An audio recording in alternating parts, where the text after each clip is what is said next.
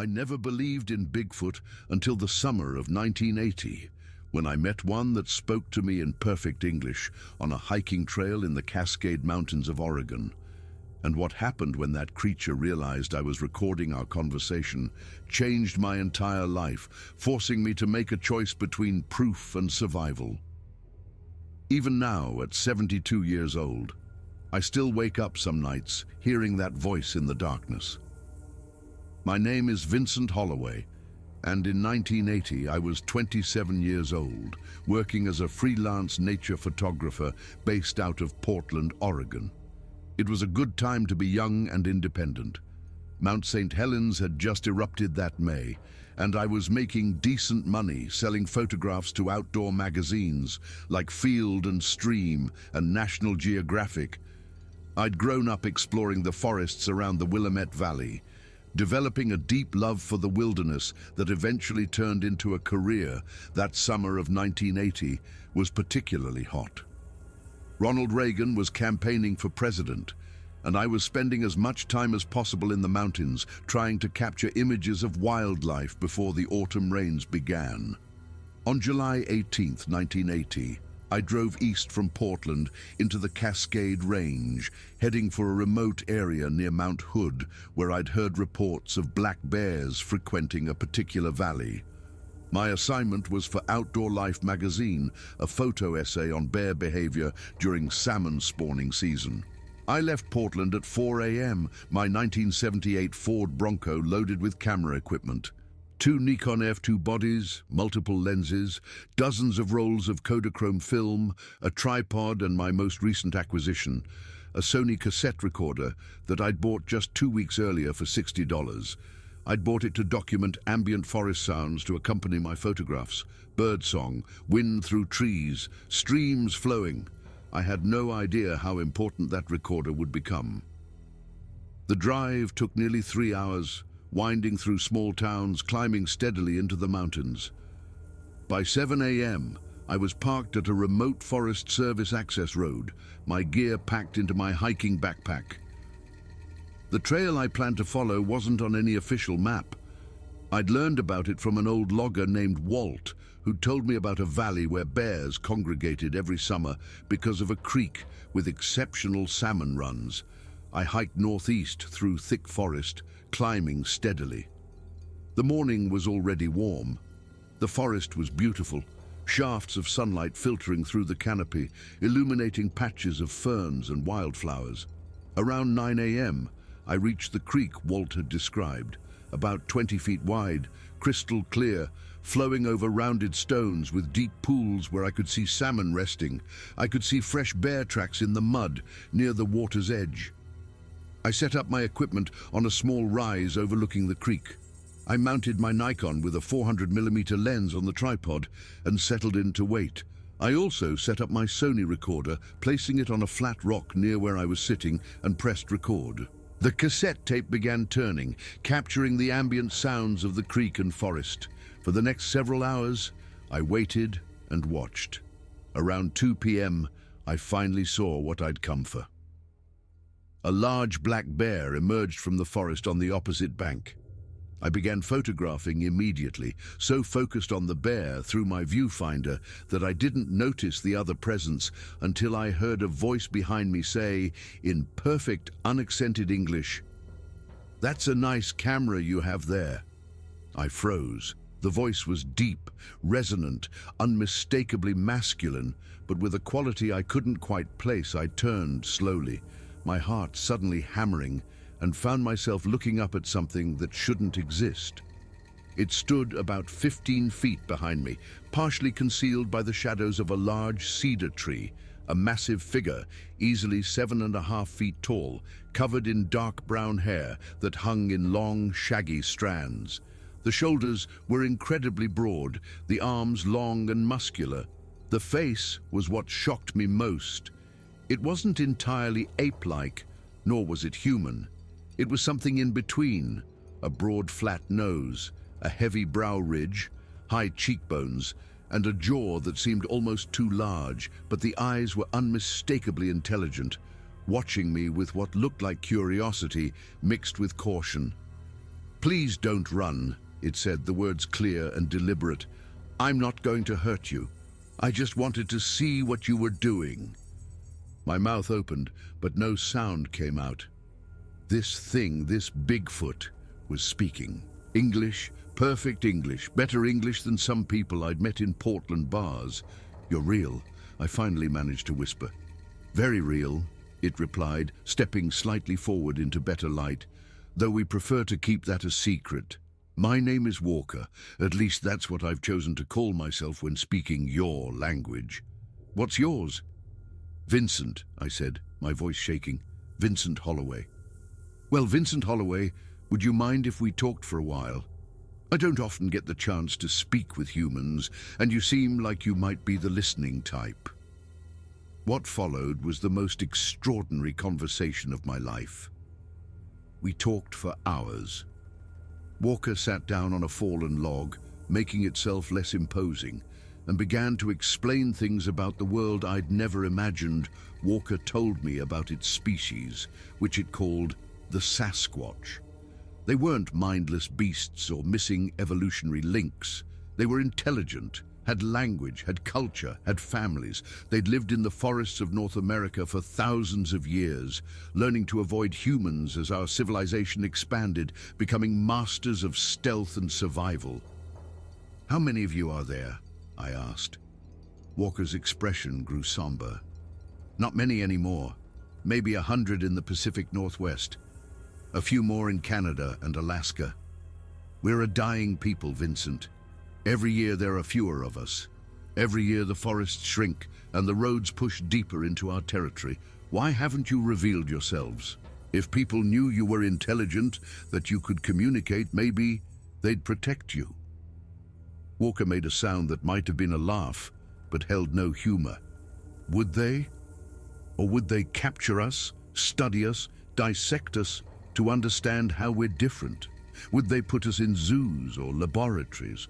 Would they hunt us for sport or trophy? Humans don't have a good track record with things that are different, Vincent. We talked about everything. Philosophy, nature, human civilization. The future. Walker had been watching humanity for decades, learning English by listening to park rangers and campers, understanding our ways by observation. The intelligence was staggering, the perspective profound. Why are you talking to me? I finally asked. If your survival depends on staying hidden, why risk revealing yourself? Because I'm tired of hiding, Walker said quietly, and because I wanted to know if at least one human could look at me and see a person rather than a monster or a specimen. I think you do, Vincent. I think you understand. I did understand. In those hours, talking with Walker, I'd stopped seeing a cryptid or a creature. I saw a person, a lonely person from a dying species, reaching out for connection. That's when Walker's gaze shifted to the cassette recorder sitting on the rock beside me. The tape had been running the entire time. What is that? Walker asked, its voice suddenly different, cautious. It's a recorder. I was using it to capture forest sounds for my photography work. Walker stood up, its full height suddenly intimidating again. It's been recording our conversation. Yes, I admitted, my heart sinking as I realized my mistake. I didn't think to turn it off when you started talking. I'm sorry. Walker moved toward the recorder, and I saw something in its eyes I hadn't seen before, fear mixed with anger.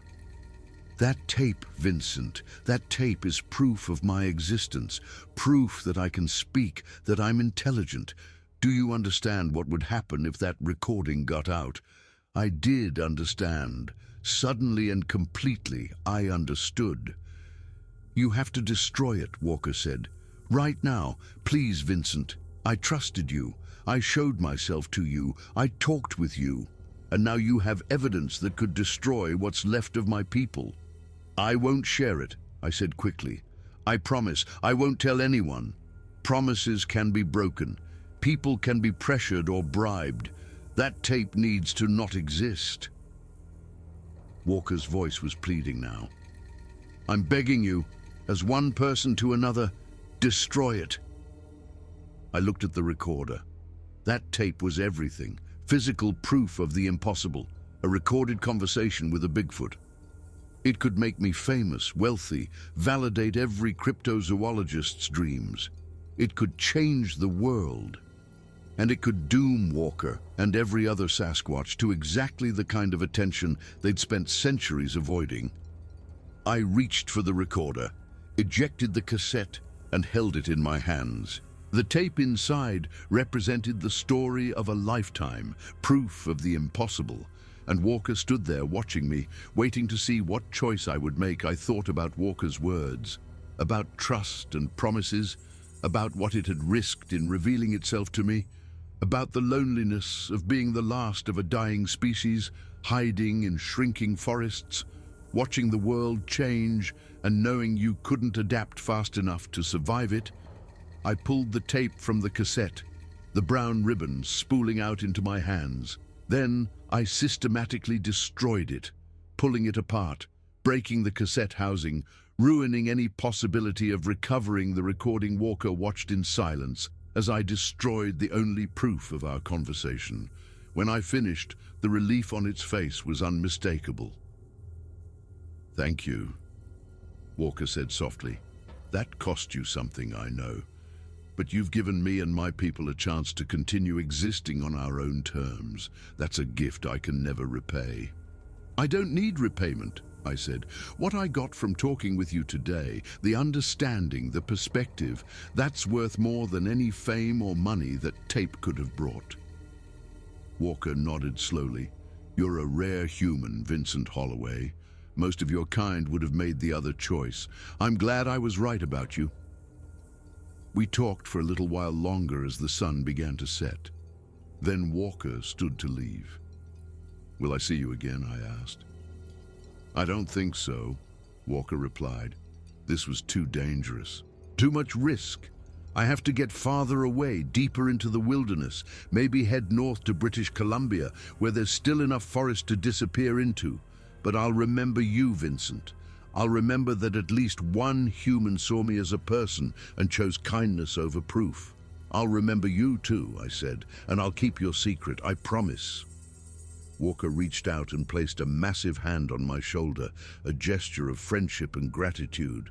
Then it turned and walked into the forest, disappearing into the shadows between the trees. Within moments, it was gone, leaving no trace except footprints in the mud near the creek and memories in my mind. I packed up my equipment in a daze. I'd destroyed the only proof, but I'd kept something more valuable, the trust of another intelligent being and the knowledge that some mysteries are meant to remain unsolved. The aftermath of that day shaped the rest of my life. I never told anyone what had really happened. I finished my bear photography assignment, developed the film, sent the images to Outdoor Life. They published the photo essay in their October issue. I got paid $800, my biggest payday yet. But photography no longer felt the same. I'd looked into the eyes of something impossible and chosen to protect it rather than exploit it. That changed my priorities. Within a year, I'd moved north to British Columbia, settling in a remote area near the coast. I told myself it was for better photography opportunities, but really, I was hoping I might see Walker again. I never did. In 1985, I moved back to Oregon and built a cabin in the Cascade foothills, remote but accessible. I continued photography work, specializing in wilderness preservation advocacy. I never married, never had children. The forests became my family, the mountains my home. Years passed. Decades. Technology advanced. Film gave way to digital. The internet emerged, the world changed, but I kept my promise. I never told anyone about Walker, never tried to find evidence, never went looking for Sasquatch. I'd made a choice, and I honored it. I thought I'd never see Walker again. Then last week, something remarkable happened. I was sitting on my porch watching the sunset when I heard a sound from the forest behind my cabin, a low, resonant vocalization that I hadn't heard in 45 years, but recognized immediately. I walked to the edge of my clearing, and there, standing in the shadows between the trees, was Walker, older now. The hair more grey than brown, the face more lined, the movement slightly stiffer, but the eyes were the same. "Hello, Vincent," Walker said. "It's been a long time." I found myself crying, tears running down my face. "I thought you were gone. I thought I'd never see you again. I almost didn't come back. It's not safe even here. But I'm old now, and I wanted to see you one more time before my time ends. We don't live forever, Vincent. Even my kind has limits." We talked for hours that evening, catching up on 45 years. Walker had made it to British Columbia, had lived in remote areas of the coast mountains, had survived, and even found others of its kind. "There are more of us than I thought," Walker told me. "Perhaps 150 in Canada and Alaska, living in the most remote areas. We've become very good at staying hidden." I told Walker about my life, about the cabin, about my continued photography work, about how I'd never forgotten our conversations or broken my promise. "I knew you wouldn't," Walker said. "That's why I trusted you. That's why I'm here now." As the moon rose and the stars appeared, Walker stood to leave. "This is goodbye, Vincent, truly goodbye this time. I won't be back. I'm too old for travel now. But I wanted you to know that what we shared in 1980, those conversations, they mattered to me. They gave me hope that your species isn't completely lost." "They mattered to me too," I said, "more than I can express. You changed my life, Walker." Walker nodded slowly. "Then my risk in approaching you was worthwhile. Live well, Vincent Holloway. Protect the wild places and keep our secret." "I will. I promise again." Walker reached out and placed a hand on my shoulder, just as it had done in 1980. Then Walker turned and walked back into the forest, disappearing into the darkness. I stood there for a long time, looking up at the stars, listening to the night sounds of the forest, the same sounds I'd heard 45 years ago. Now, sitting here writing this account, I face another choice. I'm 72 years old. I won't live forever.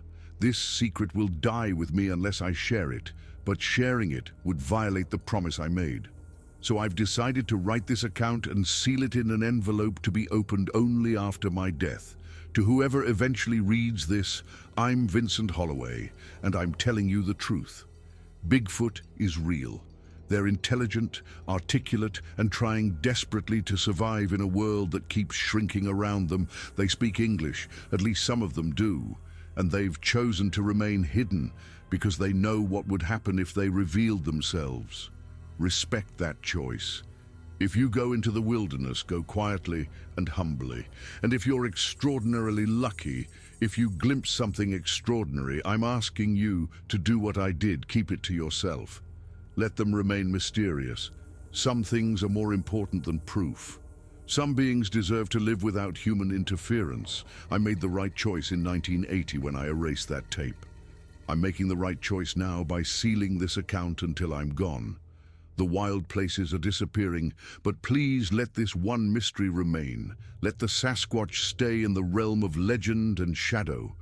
They're out there in the deep forests, in the remote mountains, watching, listening, surviving, and they deserve to keep doing so without our interference. That's what happened when a Bigfoot spoke to me in perfect English on a summer day in 1980. I kept my promise, Walker. For 45 years and counting, I kept it, and I'll keep it until the day I die. Some friendships transcend the need for proof, and some promises are worth keeping no matter the cost.